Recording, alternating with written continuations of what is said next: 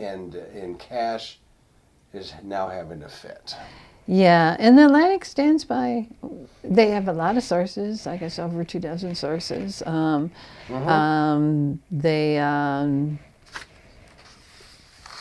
They some of the things they said about him were things that have been rumored, things that aren't out of the realm of possibility with Kash. If anybody has seen the pictures of him partying with the Olympians. The soccer team. The soccer team, yeah. What is it? Splashing beer on each other or Sure. alcohol of some type. No, that's what boys do. Yeah, and hooting and hollering and jumping up and down. Yeah. Anyway, so acting, as they say, like a frat boy. Like a frat boy, right. So one of the things that they said in the article is that he frequently drinks to the point of obvious intoxication. He has a few places in Washington and Las Vegas that he's seen pretty frequently. What I don't understand, Yeah. well, I don't understand Yeah. a lot of things, okay, but one of the things that I don't understand is how he, on the tax dollar, flies back and forth very frequently out to the West Coast. Yeah, most FBI directors are located in Washington. Apparently, he wants to be one of the people. I don't know. I don't understand that when you have your offices in Washington, that maybe that would be where he'd want to be. But that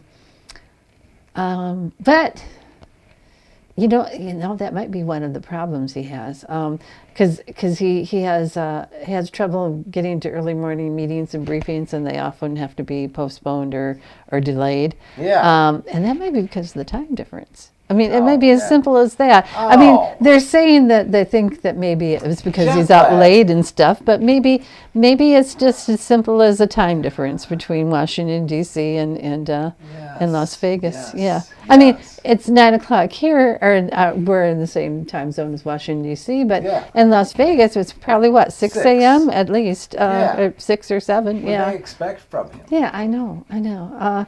And people should work around him. One time, his security detail couldn't wake him up, and apparently they called the SWAT. They called for breaching equipment that are SWAT. He was unresponsive behind locked doors. But that was. He could have had tired. Leave him alone. Yes, really. The guy works and works and works. That's true. That's true. And my God, he's been a little paranoid. But I mentioned a lot of people are paranoid in this government. I mean, especially when Pam Bondi was let go, when told on a car ride with Donald that you got to go, and please remember. Yeah. Trump 1.0. Oh, James Comey. People, Yeah. my God. Yeah. He was firing people right and left, and they all found out the same way. They either read it in the newspaper. Sometimes you tweeted him. That was that was before Truth Social. Yeah. By the way, thanks, but bye. And pretty much, we're by the way, so-and-so is leaving us. We're going to be sorry to see them going. And so-and-so is reading this going, I am? But yeah. What the hell? James Comey. That's an exaggeration, but it was like that. He left Washington. He was doing his job, and he flew out west. While he was there, some reporter said, did you know you got fired? What? And he had to hitchhike home because he wasn't a member of the government anymore. So, yeah. Spirit Airlines, here it comes. Yeah. So you can't really blame Kash when he tried to sign into his computer and it wouldn't let him in. So right away, I mean, that's how you get fired. They lock you out of your computer. So So he's trying to get hold of people so he can draft his resignation, a public announcement or whatever. Sure. Get ahead of it. Right. And then they found out that no, sir, you signed in wrong. You're fine. You're okay. It's just a glitch. God. It's fine. Yeah, I mean, and so he gets a little enthusiastic about his job and wants to be good, and he gets ahead of himself a few times. Really so think he's trying to be good? Well, like the Brown University shooting, he kind of told that, well, we got a person of interest when it was just somebody they were talking to and they let go. The Charlie Kirk investigation, he gave some inaccurate information about it to a conservative commentator. And then and some people think maybe he might have had something to drink, but that's just their speculation. That's rumors. Not. Yeah, it's still rumors. Yeah. And then there was a leaked 115-page leak assessment that was done by an alliance of retired and active duty agents, an analyst giving a critical view of the Bureau's health.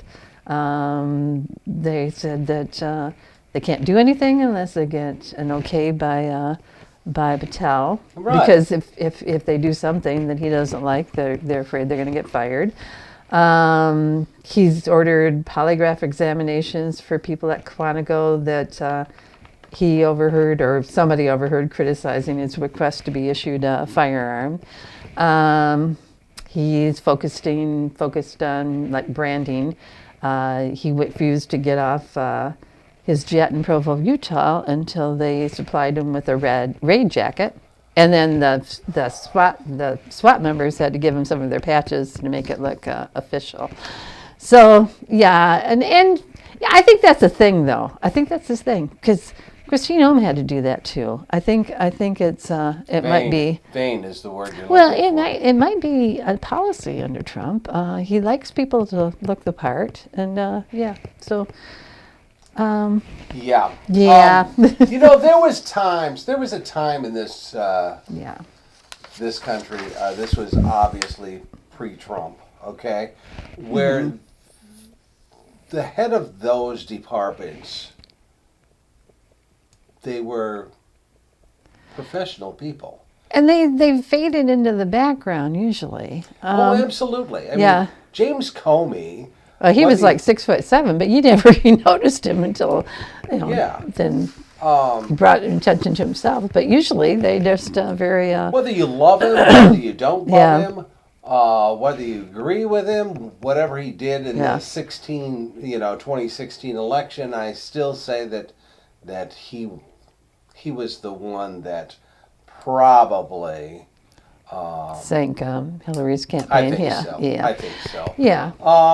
But whether you are for him or against him, he was still professional. Yeah. Robert Mueller. Very professional. Yeah. But these guys, I'm sorry. What a joke.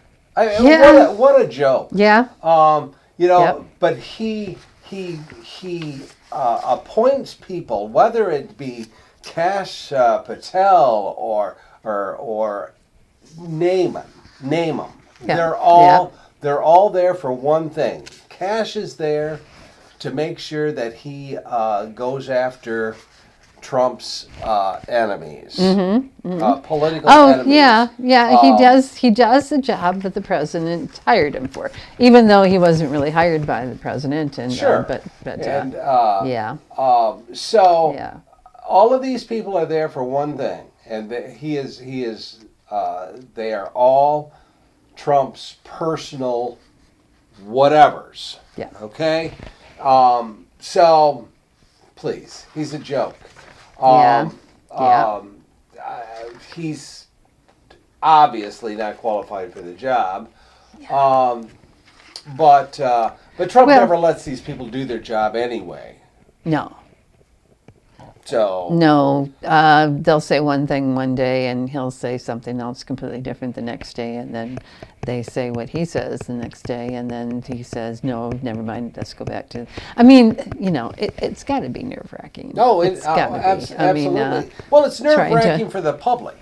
Oh, yeah, it really is. I mean, I don't know that I feel all that safe. We're at a war with Iran, who has, what are there, terrorists around, and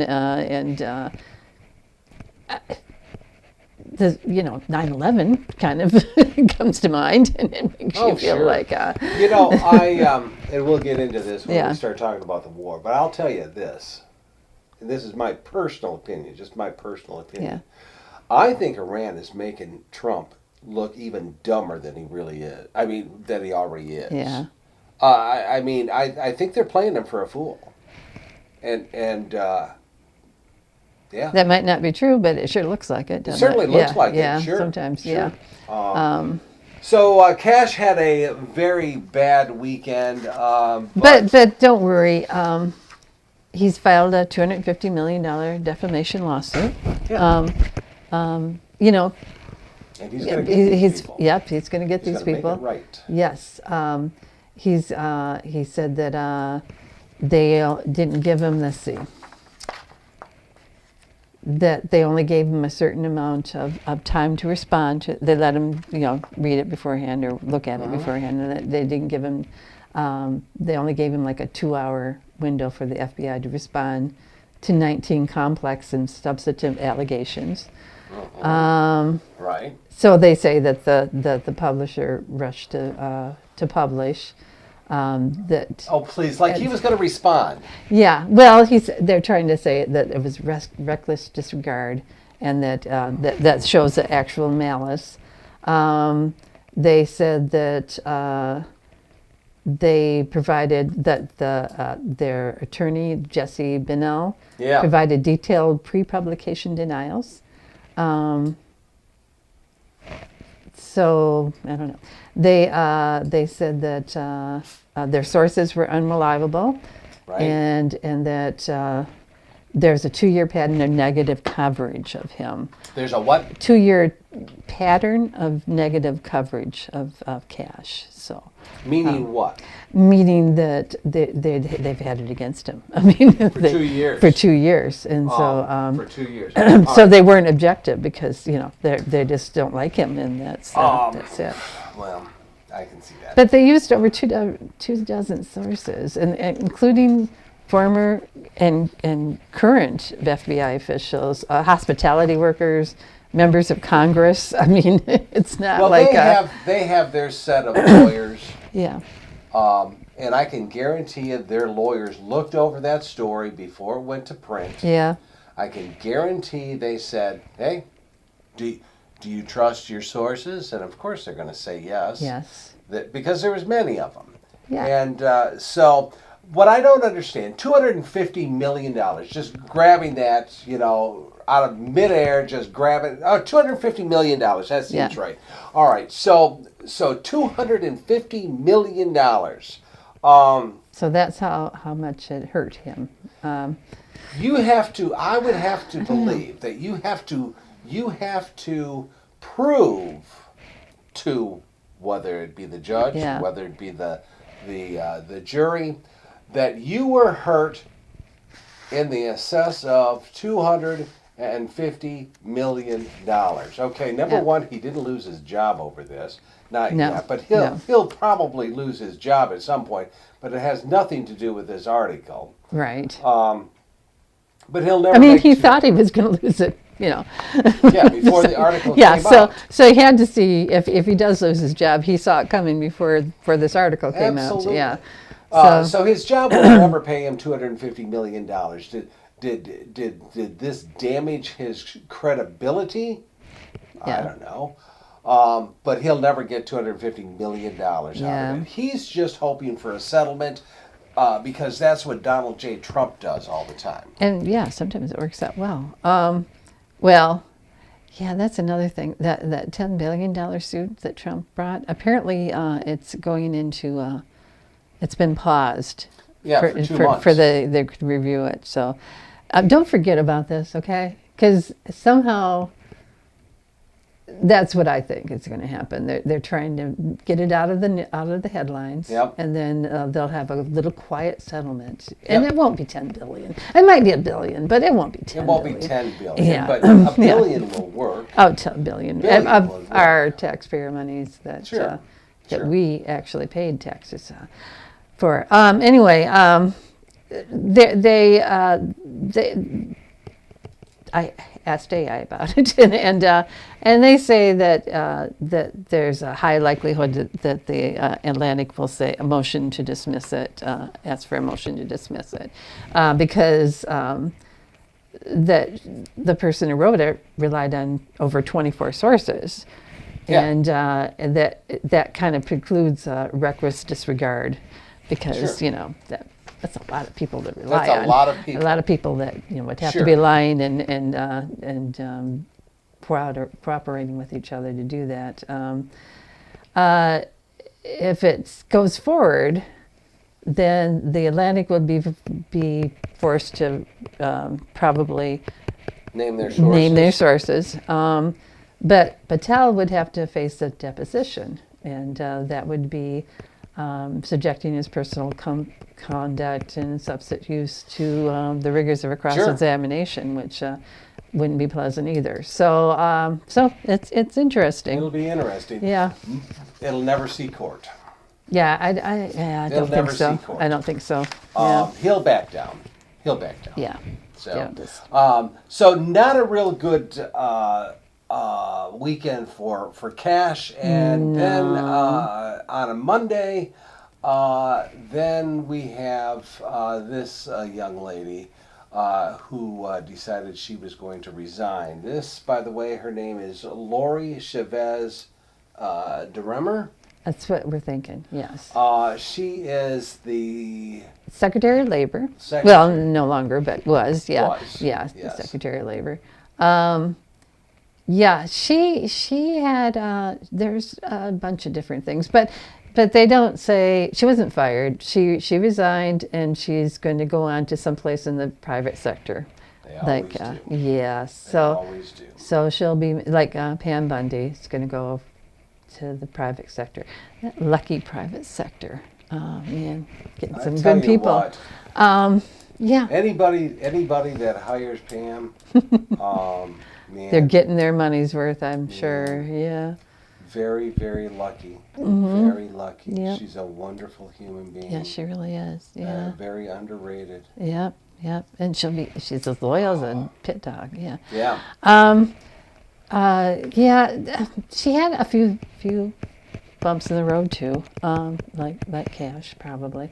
There are allegations that she misused taxpayer funds, the funds for personal travel, including a trip to Las Vegas during the federal government shutdown, which really looked good.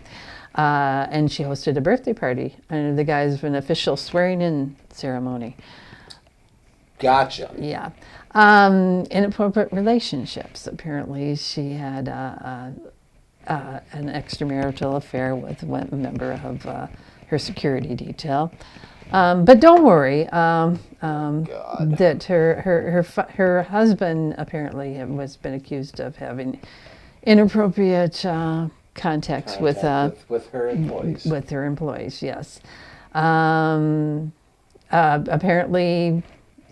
And this is rumors. We don't know for sure, but somebody.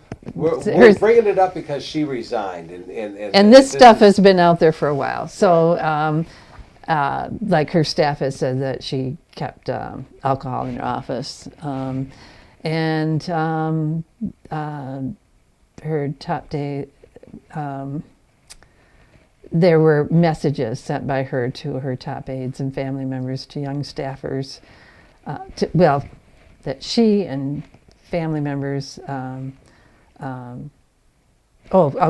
her top aides and family members were sending inappropriate messages to the young staffers. Don't know what that means, but who knows? Yeah. Who knows? Yeah. But she's just another example of people in a position that has absolutely no business being in that position, but for some strange reason, Trump thought that she was. I don't know. How did she get the job? Let me tell you what she did while she was in the job that probably he appreciated. She saw the repeal of over 60 workplace regulations, which included minimal wage protections for home care workers, and safety rules regarding toxic chemical exposure and mining procedures. So I'm sure that was very helpful because all these mine owners and things can have people in there and not have to worry about that. So while she was in office, she went and blew up the whole. They changed the Department of Labor that used to support worker-led lawsuits and proposed rules to allow private investments in retirement plans. So they don't support. They don't support several worker-led lawsuits anymore, and they have to allow private investments in retirement plans, which you're usually not supposed to do.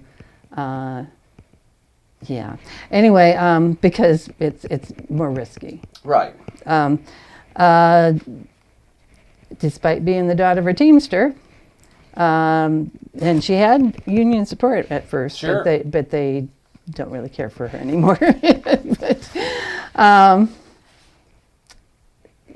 She's going to go to a private sector, and despite her resignation, the Inspector General's office is indicating that investigations into the waste and abuse of power are going to continue. So she had a bad Monday. Another bad Monday. It's like just another manic Monday. So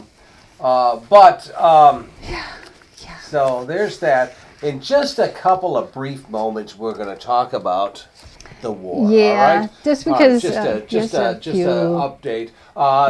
Fear not, we are going to be in talks again, possibly tomorrow, possibly Wednesday, possibly where nobody's really sure. Yes. But this crackpot negotiating team, and I tell you what, we have got the best. J.D. Vance. I think some of you know who he is. Jared Kushner, that's Trump's billionaire son-in-law, and Steve Witkoff. Now you're thinking, what exactly is Steve Witkoff? He's a real estate guy. He is a real estate guy. He's a billionaire real estate investor and a friend of Trump's. He's acted before as a key foreign policy fixer for the administration in the Middle East, Russia, and Iran. So these three human beings, and out of the three, and I don't know this Steve dude. No, I just know that he's a real estate guy. Jared's pretty much a real estate guy. I think they're going over trying to find out which side is going to give them the most property where they can build on. Probably. Which makes sense to me. I think they're playing Monopoly. Why would you send real estate dudes over to come up with a peace plan? Oh, didn't you know real estate dudes know everything? I mean, that's why we have a president that's a real estate guy. The reason why Trump's in office right now is because people saw him on TV and figured that that's who he really was. Yeah, that's probably true.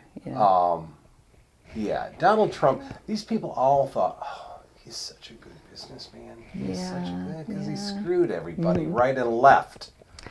But well, and that's how he made his money, and other people using other people's money. Which, that doesn't make me feel good because he has access to the taxpayer money. But anyway, but he's only going to get like $1 billion of it, Anyway. So these guys are actually going to go back and they're going to try to work out a deal. I don't know. I have no idea if they're going to come up with a deal. Nobody knows that. No. And I don't know that they... Usually you have people that had years and years of experience as being diplomats and knowing when to compromise and when to. And I don't think. Usually you go in and you treat them as an equal, and I think they're. I'm not sure that that's what's happening. That they're. Yeah. I see. So I don't know. I don't know what's going to happen. Who knows what's going to happen there? It's, coming up with some kind of a plan. When you go over there to Iran or wherever, it is very tough. And if you are not going to get a deal in 21 hours, yes. The last deal they got with Iran, it took them 2 years. Now, I realize a lot of people didn't like that deal, but it doesn't sound like they're going to come up with anything better. I don't know how you're going to ever get anything better than I know. You got to compromise. You can't just say, you'll do this, or we will bomb you into oblivion. For one thing, nobody here wants that. No. And I think the best you can hope for, and we talked about this on another show, but I think the best you could ever hope for in that situation is that they say we're never going to build another nuclear weapons, and then they let us in there so we can check it and make sure that they don't. Whether that be once a week, whatever. Yeah, or have somebody stay there. I don't know, but whatever. But you're sending people that don't know anything about nuclear, anything. No. They don't know anything about diplomacy. No. They don't know anything about. Well, they don't know anything about war. Actually, none of them have been to war, so I don't know. I don't know what their qualifications were, except that one's the president's son-in-law, and the other's his friend. And J.D. Vance is, J.D. Vance. So, Right. And so these guys, they're unpaid. Sure they are. Yeah, I know. They're volunteers. Yeah. Yeah. Oh, well, let's just go and volunteer. Let's go and volunteer and do some of that stuff. Yeah. We may not cut them a check today. Trust me. Yeah. They'll get paid. Yeah. They'll get paid. Oh, and I'm sure they're paying for their airfare back and forth, and I'm sure they're paying for wherever they're staying at, and I'm sure they're paying for. They're not staying at a Holiday Inn. Yeah, I'm pretty sure that's probably true. Holiday Inn. Yes. And we like Holiday Inn, but we're rather fond of Holiday Inn. Yeah, we are. And by the way, this segment is brought to you by. Not really, but if there's anybody out there from Holiday Inn. Get a hold of us, can you? Right. Anyways, and don't lock us out because you don't like this. But but so who knows how this whole thing is going to transpire? It's on again, off again. I think the American people, the American public, I would think that Iran and all over this world is getting real, real sick of Donald J. Trump. I think so. Well, and I think they're getting sick. Well, there's a few countries that high prices and inflation and all that stuff. Oh yeah, Russia loves us. China's starting to like us a lot better. South Korea. Mm-hmm. Oh, not South Korea. I'm sorry, North Korea loves us a ton. Mutual Admiration Society. But I don't know. How well, Israel loves us too, I guess. But if it wasn't for them, we wouldn't be where we are today. Everybody else is trying to pretend like they don't know us anymore, including Canada. Yeah, it's really, do we have to be attached to you guys? I don't blame you. Yeah, I don't. So that's where we're at. We are going to be back later on this week because we have an election coming up in. We have an election. Oh, tomorrow. Yeah. In Virginia, for gerrymandering, they're going to have it on their ballot to say yay or nay.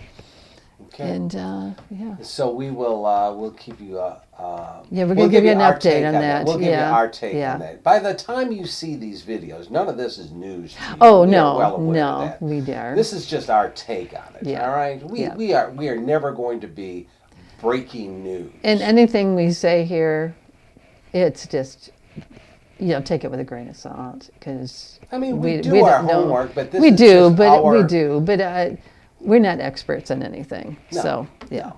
No, we just do this for the fun. Yeah.